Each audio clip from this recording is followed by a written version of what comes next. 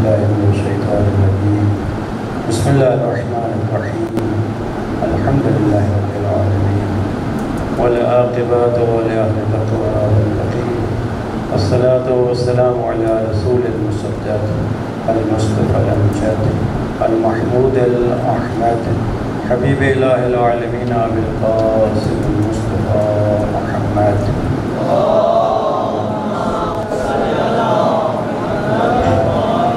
وآله الطيبين الطاهرين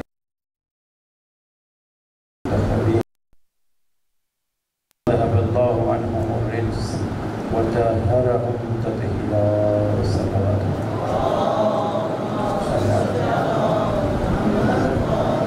ولعنة الدائمة على أعدائهم أجمعين أما بعد فقد قال الله الحكيم في كتابه المجيد بسم الله الرحمن الرحيم هو الذي بعث في النبيين رسولا منهم يتلو عليهم آياته ويزكيهم ويعلمهم الكتاب والحكمة وإن كانوا من قبل لفي ضلال مبين صلوات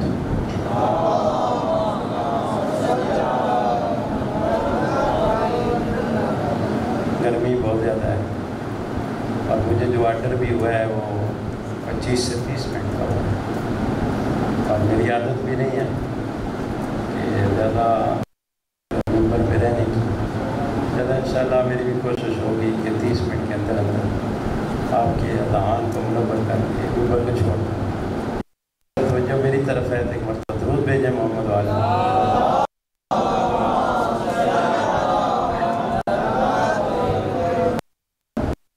الذي بعث في الأميين رسولا منهم يتلو عليهم آياته اللہ نے اپنے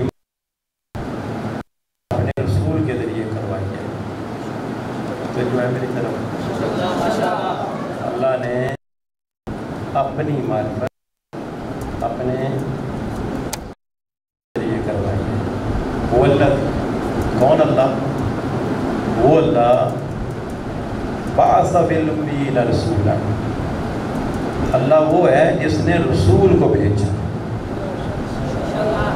اللہ معرفت کروا رہا ہے اپنے حبیب کے ذریعے اور سب سے پہلا اول العلم معرفت الجبار ایک جملہ نبی علیہ السلام کا ہے ایک جملہ پیغمبر خدا کا ہے پیغمبر خدا کا جو جملہ ہے وہ یہ ہے اول الدین اول العلم معرفت الجبار پیغمبر نے فرمایا اول علم معرفت جبار ہے یعنی علم کا پہلا پلہ پہلی سیڑھی پہلا قدم وہ جبار کی معرفت ہے اول العلم معرفت الجبار حضرت علی علیہ السلام نے ارشاد فرمایا اول الدین معرفت الجبار دین کی پہلی سیڑھی پہلا قدم وہ جبار کی معرفت ہے اس کا مطلب یہ ہے کہ جس نے جبار کی معرفت حاصل نہیں کی ہے نہ اس نے دین کی پہلی سیڑھی پہ قدم رکھا ہے نہ اس نے علم کی پہلی سیڑھی پہ قدم رکھا ہے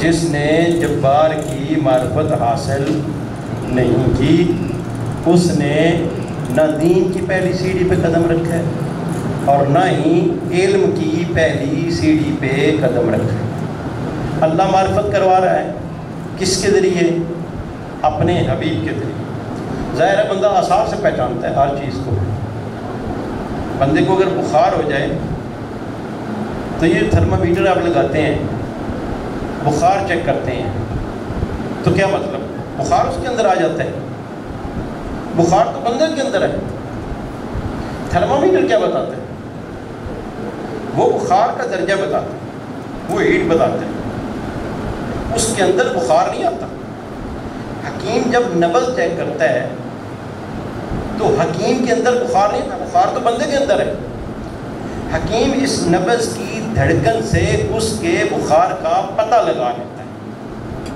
اللہ نے اپنی معرفت کروائی ہے اپنے حبیب کے ذریعے سے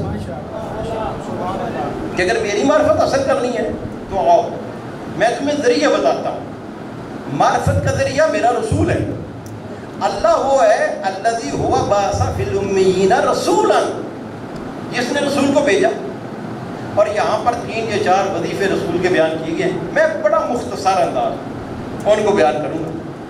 پہلا رسول کا وظیفہ کیا ہے؟ یتلو علیہم آیات. پہلا رسول کا وظیفہ یہ ہے کہ وہ آیات کی تم پر تلاوت کرے گا. یتلو علیہم، ان پر تلاوت کرے گا، آیات ہی، اللہ کی آیات، یعنی جو اللہ نے آیات کو نازل کی ہے اپنے حبیب پر، حبیب ان پر تلاوت کرے گا. پہلا رسول کا وظیفہ کیا ہے؟ تلاوت آیات. دوسرا یتلو علیہم آیات ویزکیہم، تلاوت آیات کے بعد وہ ان لوگوں کے نفوس کو پاک کرے گا. اس کا مطلب یہ ہے کہ فقط آیات کی تلاوت سے نفوس کی پاکیزگی نہیں ہوتی ہے. پہلا مرحلہ آیات کی تلاوت ہے، اس کے بعد تزکیہ نفس ہے. اور اگر آپ اجازت دے دیں جملہ میں کہہ دوں یہاں پر تھوڑا سا آپ کو جوش دلانے کے لیے، اگر اللہ کی کتاب کافی ہوتی تو اللہ کے رسول کا وظیفہ آیات کی تلاوت میں ختم ہو جاتا. اللہ کے رسول کا وظیفہ تلاوت آیات پر ختم ہو جاتا. کیوں؟ آیات عربی میں تھی، رسول مکہ میں تھے، جن پر آیات تلاوت کرنی میں تھی وہ عرب تھے، عرب عربی جانتے تھے. اگر آیات کی تلاوت اور اگر قرآن کی تلاوت کافی ہوتی تو بس یہی کافی ہوتا کہ یتلو علیہم آیات، کہ رسول وہ ہے جو آپ پر آیات کی تلاوت کرے گا. آپ خود بخود آیات سمجھ جائیں گے. لیکن قرآن نے کہا نا، تم عرب ہو، عربی جانتے ہو، لیکن قرآن سمجھنا تمہارے پاس کی بات نہیں ہے. اللہ کا رسول وہ ہے جو آیات کی بھی تلاوت کرے گا اور ساتھ ساتھ آیات کی تمہیں تعلیم بھی عطا کرے گا. نعرہ تکبیر، نعرہ رسالہ، نعرہ حیدری، محمد و آل محمد صلوات.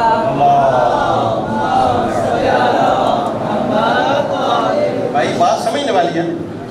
عربی زبان تھے، عربی جانتے تھے، فصاحت اور بلاغت میں بھی تھے، مہارت رکھتے تھے. یہ نہیں تھے کہ فقط بدو تھے. ٹھیک ہے کچھ بدو تھے لیکن کچھ فصاحت اور بلاغت بھی رکھتے تھے، جانتے تھے کلام کی لطافت سے آشنائی رکھتے تھے.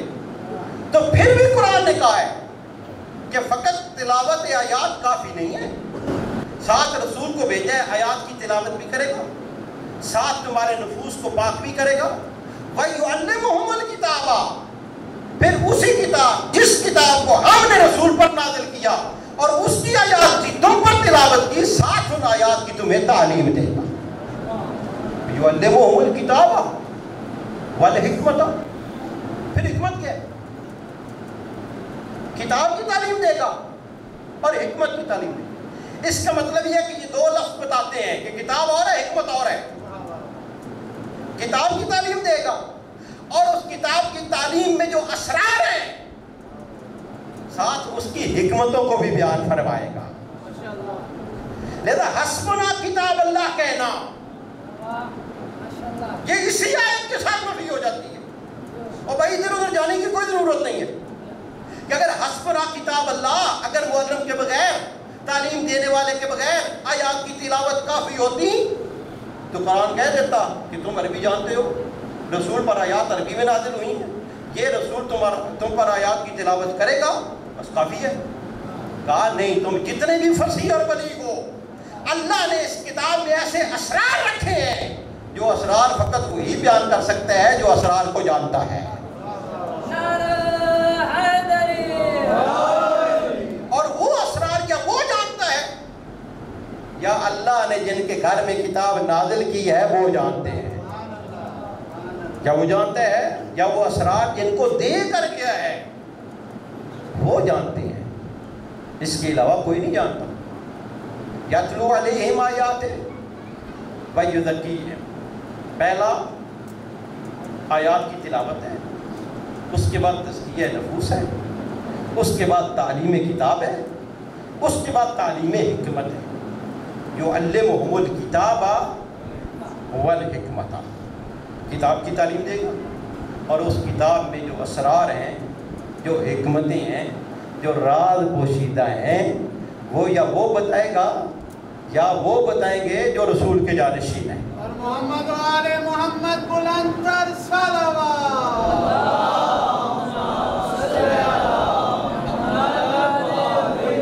اور اپنی زندگی میں رسول خدا کی قسم جن کا تعارف کرا کے گئے، ہر ایک کی عظمت اپنی اپنی جگہ، لیکن جن کا تعارف کرا کے گئے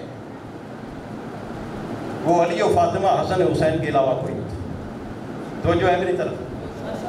اپنی زندگی میں اور رسول کی ساری زندگی میں ان کا تعارف ہی تو ہے، اور کوئی کچھ نہیں ہے. ان کا تعارف جو رسول نے کروایا ہے، ان الحسن والحسین سید الشباب اہل الجنہ، حسن و حسین جوانان جنت کے سردار ہیں. اچھا ایک جملہ میں کر دوں، وَأَبُوهُمَا خَيْرٌ مِّنْهُمَا. حسن و حسین جوانان جنت کے سردار ہیں، ان کا بابا ان کا بھی سردار ہے. ترجمہ میں اپنی زبان میں کر رہا ہوں. ان الحسن والحسین سیدا شباب اہل الجنہ، حسن و حسین جوانان جنت کے سردار ہیں. وَأَبُوهُمَا خَيْرٌ مِّنْهُمَا، ان کا بابا ان سے بھی بہتر ہے. کیا مطلب؟ یعنی ان کا بابا سرداروں کا بھی سردار ہے. وَأَنَا خَيْرٌ مِّنْهُمْ، حسن و حسین علی سردار ہیں اور میں پیغمبر ان کا بھی سردار. جنت کے سردار کون ہوئے؟ حسن و حسین. دوسری روایت پڑھو، الجنت تشتاق الی اربعۃ نساء، جنت مشتاق ہے 4 عورتوں کی طرف. حضرت خدیجہ، حضرت آسیہ، حضرت مریم، حضرت فاطمہ. یا دوسری روایت میں ہے نساء اہل الجنہ اربع، جنتی عورتیں 4 ہیں. جنتی عورتیں 4 ہیں، حضرت خدیجہ، حضرت آسیہ، حضرت مریم، حضرت فاطمہ زہرا. اور آگے روایت کا حصہ یہ ہے وَأَفْضَلُهُنَّ، ان کی سب سے ان میں سے جو افضل ہے اور ان میں سے بہتر ہے، فرمایا فاطمہ بنت محمد. جنت کی 4 عورتیں ہیں، ان میں سے بھی بہتر فاطمہ بنت محمد ہے. بعض روایات میں سیدۃ نساء العالمین، جتنی جنت کی عورتیں ہیں ان کی سردار فاطمہ الزہرا ہے. حضرت خدیجہ جنتی عورتوں میں سے، حضرت مریم جنتی عورتوں میں سے، حضرت آسیہ جنتی عورتوں میں سے. باقی جتنی جنتی عورتیں ہوں گی ان سب کی سردار فاطمہ الزہرا ہوگی. اب سوال میرا یہ ہے کہ عورتیں اور جتنی جنت میں عورتیں ہیں ان کی سردار فاطمہ الزہرا، اور جتنے جنت میں جوان ہیں ان کے سردار حسن و حسین. تو تم نے اگر جنت میں جانا ہے تو عورتوں میں سے ہوگی تو فاطمہ الزہرا کی سرداری قبول کرنی پڑے گی، اور اگر جوانوں میں سے ہوں گے تو حسن و حسین کی سرداری قبول کرنی پڑے گی.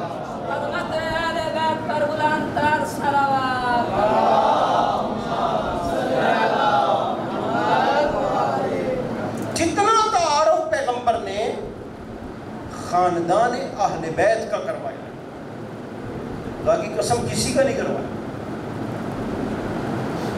پیغمبر جب سجدے میں یہ، اور یہ روایات فقط ہماری نہیں ہے، فریقین کی کتب ہے. البتہ کہ اشتباہ بھی تو کرتا جاؤں کہ روایت زیادہ امام حسین علیہ السلام کے بارے میں پڑھی جاتی ہے، اور میں نے جو اپنی آنکھوں سے پڑھی ہے دونوں شہزادوں کے بارے میں، امام حسن مجتبیٰ کے بارے میں بھی ہے اور امام حسین علیہ السلام دونوں کے بارے میں. وہ روایت کیا ہے جو آپ نے پڑھی ہوئی ہے، میں فقط تھوڑا سا آپ کے اذان کو اس کی طرف لے جانا چاہتا ہوں. پوری توجہ کا طالب ہوں. حسن و حسین پیغمبر نماز میں بھی گھر میں نہیں ہے، مسجد نبوی میں ہے. اصحاب با جماعت نماز ادا کر رہے ہیں، فرادہ بھی نہیں پڑھ رہے ہیں. حسن و حسین آ کر پشت پیغمبر پر سوار ہو جاتے ہیں. روایت سنی ہوئی آپ. چھوٹا سا سوال ہے میرا پاس، اسی پہ مجلس ختم کرتا ہوں. اور وہ سوال یہ ہے کہ ہم بھی اپنے بچوں کو بڑی تاکیدیں کرتے ہیں، تعلیم دیتے ہیں. بیٹا اگر کوئی نماز پڑھ رہا ہو، یہاں تک بھی کہا جاتا ہے کہ اس کے آگے سے نہ گزر، اس کے سامنے شور نہیں کرنا ہے، شرارت نہیں کرنی ہے. تو بچہ اگر مثلا اگر چھوٹا ہو 4 سال کا ہو 5 سال کا ہو 3 سال کا بھی شعور نہیں ہوتا ہے, تو اگر وہ بابا کی کمر پہ آ جائے تو ماں باپ جھڑکتے تو نہیں ہے لیکن پیار سے سمجھاتے تو ضرور ہیں کہ جب پاپا نماز میں ہوں تو پھر ایسی حرکت بیٹا نہیں کرنی ہے. نماز میں تعلیم دی جاتی ہے. تو جو شہزادے خود دین ہیں, جن کو تعلیم کی ضرورت ہی نہیں ہے, جو یہاں آ کر نہیں پڑھتے ہیں, اللہ نے وہاں سے پڑھا کر بھیجا ہے ان کو. بھائی میں تاریخی جملہ کہہ رہا ہوں, علماء بھی کہتے رہتے ہیں, میں بھی عرض کر رہا ہوں کہ کچھ تاریخ کے اوراق کھنگال لیں آپ لوگ, کوئی ضعیف سی ضعیف روایت بھی لے لیں کہ جو یہ روایت بتا دیں امام علی کا مقام تو بہت بڑا ہے, ان کی تو ساری زندگی پیغمبر کے ساتھ گزری ہے, آنکھیں کھولی ہیں تو پیغمبر کے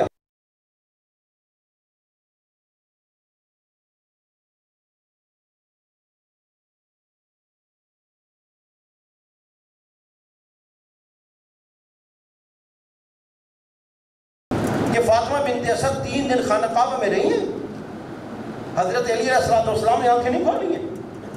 جب حضرت علی علیہ السلام یعنی امامت جب نبوت کے ہاتھوں پہ آئی ہے تو جب جمال نبوت کو دیکھا تو علی نے آنکھیں کھولی. سب سے پہلے علی ابن ابی طالب نے جس جمال کی زیارت کی ہے وہ محمد صلی اللہ علیہ وآلہ وسلم کا جمال تھا. علی نے آنکھیں کھولی ہے.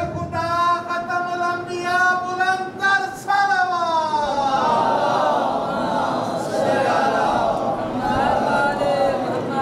آنکھیں کھولی ہیں پیغمبر کے ہاتھ میں, اور پیغمبر نے آنکھیں بند کی ہیں علی ابن ابی طالب کی گود میں. جو میں داری سے کہہ رہا ہوں, پیغمبر جب دنیا سے جا رہے تھے تو پیغمبر کا سر مبارک علی ابن ابی طالب کی گود میں تھا.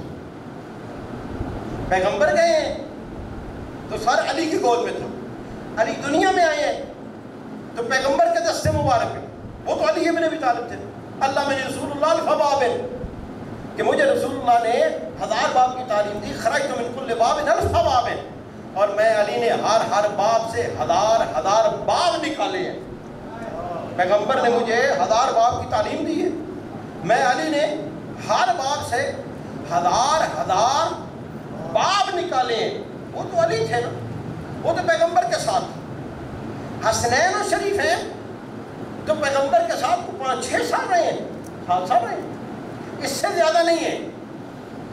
علی ابن ابی طالب نے کسی غیر سے نہیں پڑھا, چلو کوئی بات نہیں, وہ پیغمبر کے ساتھ تھے ابتدائی تولد سے لے کر آخر تک, وہ تو پیغمبر کے ساتھ تھے. وہ تو مدینہ العلم کے ساتھ تھے, اور ہونا بھی یہی چاہیے تھا کہ جہاں جہاں مدینہ ہوتا وہاں پر باب ہوتا. اسی وجہ سے تو فرمایا کہ مدینہ العلم والی باب ہوا کہ میں علم کا شہر ہوں, علی اس کا دروازہ ہے. یعنی جہاں جہاں پر شہر ہے وہاں پر دروازہ ہے.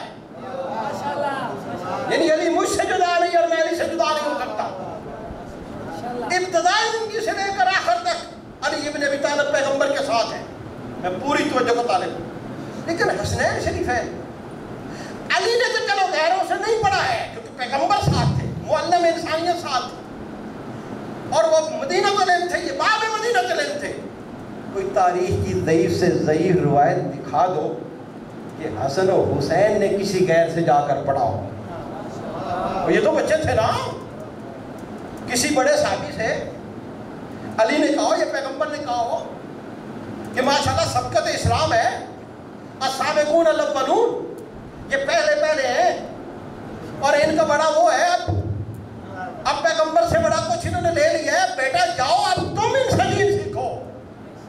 پیغمبر بھی جانتے تھے اصل دین تو حسین ہے, اصل دین تو حسن ہے. پوری توجہ کا طالب ہوں. جب پشت پیغمبر پہ آئے حسن و حسین جو خود اصل دین تھے, جو دین کو جانتے تھے. خدا کی قسم میں یہ جملہ کہہ رہا ہوں, ذمہ داری سے کہہ رہا ہوں, کوئی تاریخ نہیں ہے نہ کوئی مجھ سے حوالہ لینا, لیکن میں اپنی ذمہ داری سے یہ کہہ رہا ہوں کہ حسن و حسین اس کا مطلب یہ ہے کہ پشت پیغمبر پہ آئے نہیں ہیں, ان کو بھیجا گیا ہے. ان کو بھیجا گیا ہے, جاؤ پشت پیغمبر پہ سوار ہو جاؤ. پہلا جو خود دین ہے, جو دین کے رموز کو جانتے ہیں, دین کی حکمت کو جانتے ہیں, جو اسلام کو جانتے ہیں, آئین کو جانتے ہیں, قرآن کو جانتے ہیں, کتاب کو جانتے ہیں, ان کو نہیں پتہ ہے خاتم النبیین نماز پڑھا رہا ہے, امامت کروا رہا ہے. نماز کے بھی قواعد اور ضوابط ہوتے ہیں, نماز کے قوانین ہوتے ہیں. پشت پیغمبر پہ آ گئے ہیں, پیغمبر نے بھی سہارا دے کر نیچے گرا دیتے, رکھ لیتے, اور نماز میں یہ جائز ہے, اس سے نماز نہیں ٹوٹتی ہے. خدا کی قسم پیغمبر نماز میں تھے, ادھر سے خدا کی طرف سے وحی نازل ہو گئی ہے, جب تک حسن و حسین خود نہ اترے یا رسول اللہ سر سجدے سے نہ اٹھانا. نعرہ تکبیر، نعرہ رسالت، نعرہ حیدری، بلندتر صلوات.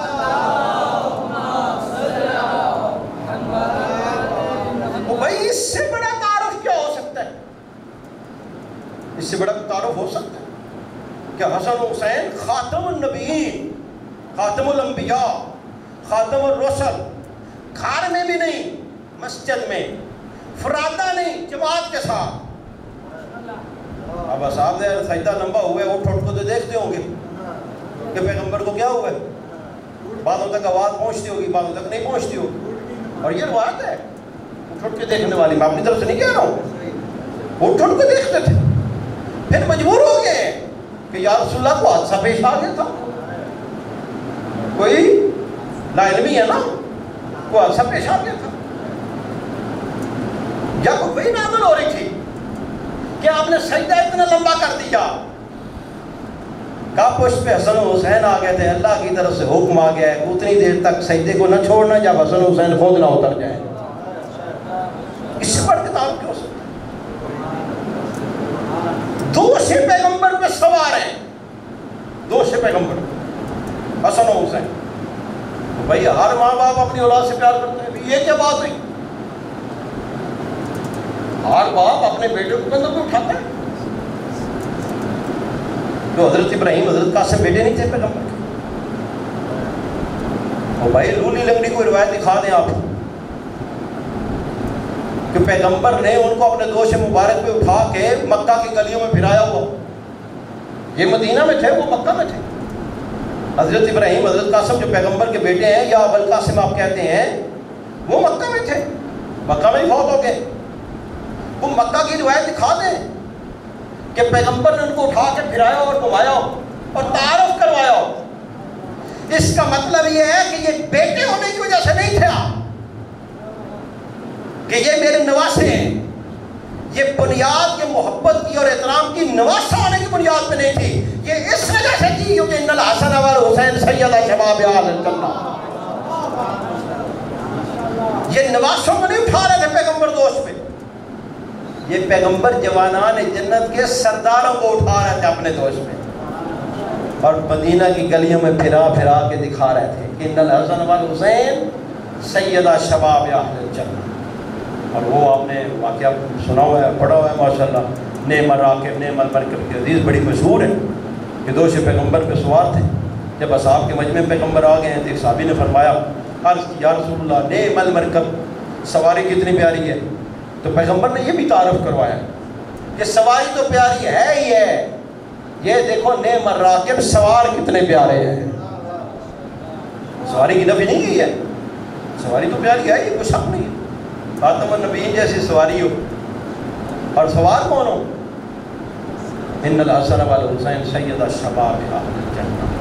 احب اللہ من احب حسینا, اللہ اس سے محبت کرتا ہے جو حسین سے محبت کرتا ہے.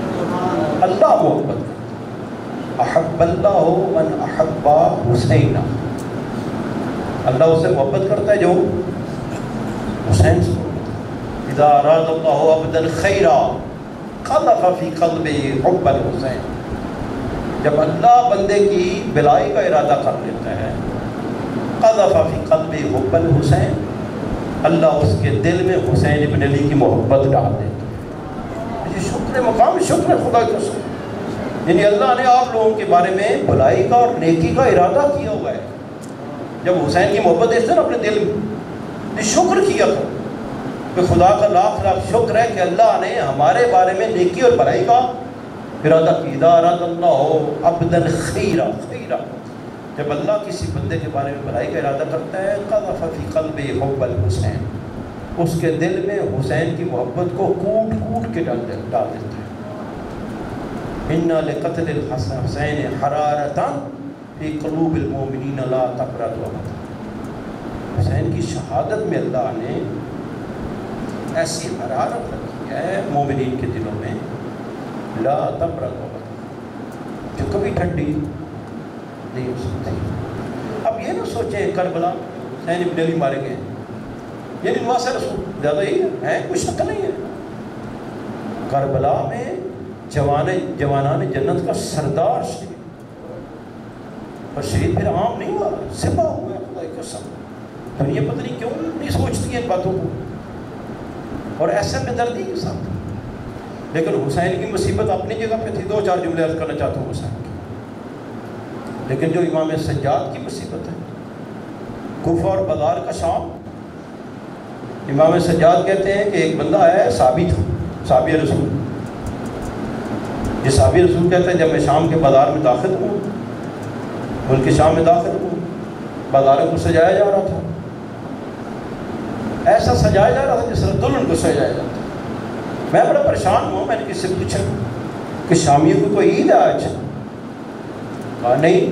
اور پھر کہا بازار کیوں سجائے جا رہے ہیں؟ تب سب کچھ. کہا تمہیں نہیں پتہ ہے ایک باغی کا سر لایا جا رہا ہے. کہا کون باغی؟ اس کا نام کیا ہے؟ کہا حسین ابن علی. کہا حسین ابن علی کا نام سننا تھا. میں نے مٹی اٹھا کے اپنے سر پہ ڈالی. قافلے کے آہستہ آہستہ میں قریب گیا ہوں. میں علی ابن الحسین امام سجاد کے قریب گیا ہوں. کمر جھکی ہوئی ہے، گلے میں توق ہے، ہاتھوں میں بیڑیاں ہیں، پاؤں میں زنجیر ہے. میں امام کو سلام کیا، اپنا تعارف کروایا. امام نے کہا صاحب تو آ گیا؟ کہا مولا میرے لیے کو حکم. کہا ایک میرے پر احسان کر دے. کہا مولا حکم کرے. کہا جس پہ میرے بابا کا سر ہے اس نیزہ بردار کو کچھ پیسے دو، کہو اس سر کو تھوڑا سا دور لے جائے تاکہ تماشائیوں کی نظر میری پھوپھیوں کے پردوں سے ہٹ جائے. میری زینب میں پردہ ہے، میری ام کلثوم میں پردہ ہے. ایک شامی کہتا ہے میں حسین ابن علی ابن الحسین امام سجاد کے قریب گیا ہوں.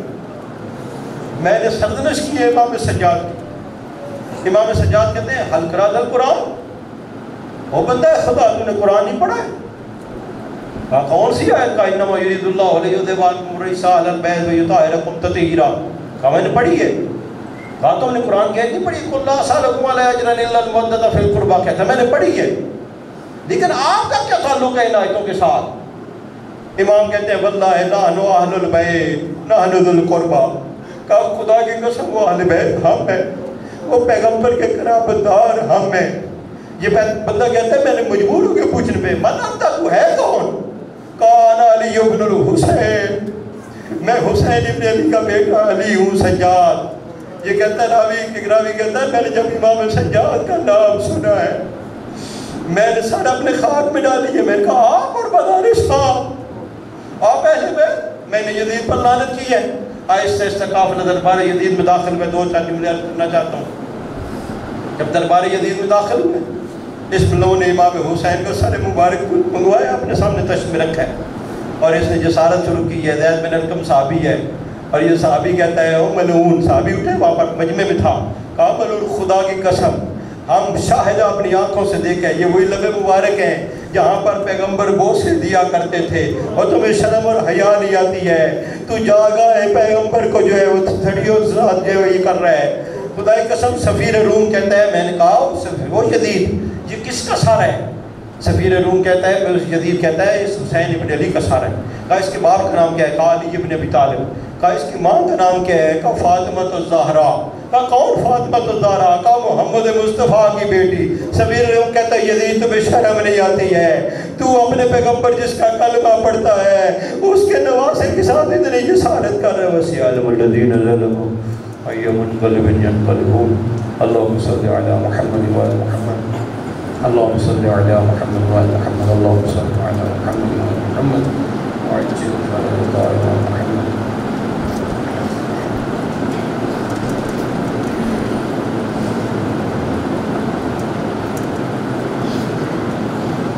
خدایا بحق محمد وعلى محمد اس مجلس کا ثواب، قرآن خوانی کا ثواب، اذکار کا ثواب، نظر و نیاز کا ثواب ہمارے استاد محترم اللہ علامہ ناظر ہدایت چشتی صاحب کی اور جے محترمہ اور ان کے والد محترم اور باقی ان کے جتنے مرحومین ہیں، خدایا اس مجلس کا ثواب ان کے روح کو ایصال فرما، میرے اللہ ان کی قبر کو منور فرما. خدایا بحق محمد وعلى محمد ان کے گناہ صغیرہ کبیرہ سے درگزر فرما.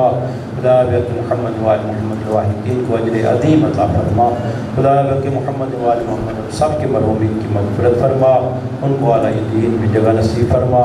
خدایا بحق محمد وعلى محمد قبلہ صاحب کی بہو جو ہے اسد علی کی زوجہ مریض ہیں، خدایا بحق محمد وعلى محمد ان ایام کے صدقے میں، امام حسین علیہ السلام کے صدقے میں، بیمار کربلا کے صدقے میں ان کو صحت کاملہ و عاجلہ نصیب فرما. خدایا بحق محمد وعلى محمد جتنے بیمار ان کو شفاء کاملہ و عاجلہ نصیب فرما. خدایا بحق محمد وعلى محمد قائم آل محمد علیہ السلام کے ظہور میں تعجیل فرما، ہم گناہ گاروں کے گناہوں سے درگزر فرما. خدایا بحق محمد وعلى محمد جو نیک دلی حاجات رکھ کر کے حاجات شرعیہ کو پورا فرما. خدایا بحق محمد وعلى محمد اسلام کا بول بالا فرما. محبین اہل بیت علیہ السلام جان جان کی جان مال عزت ناموس کی حفاظت فرما. خدایا بحق محمد وعلى محمد قائم آل محمد علیہ السلام کے قدموں میں شہادت نصیب فرما. حضرت کے دل مبارک کو ہم زراعتی اور خوشنود فرما. ایک مرتبہ سورہ ہم 3 مرتبہ سورہ اخلاص پڑھ کے قبلہ صاحب کی زوجہ محترمہ اور والد محترمہ اور باقی مرحومین کی روح کو ایصال فرما. بسم اللہ الرحمن